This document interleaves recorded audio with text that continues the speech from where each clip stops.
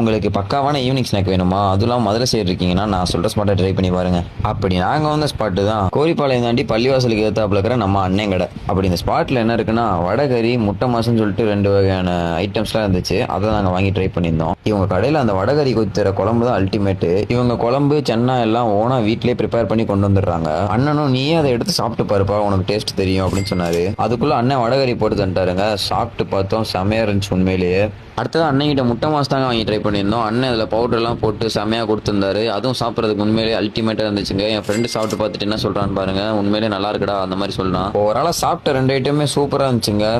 பஜ்ஜி விட ஆமாம் விட முட்டை போண்டை மிளகா பஜ்ஜி சமோசா ஆர்டர் டிஃபன் அதையும் 12 மணிக்கு மேலே ஸ்நாக்ஸ் முட்டை மாசு வடை பள்ளிவாசல்லாமா? பள்ளிவாசல்.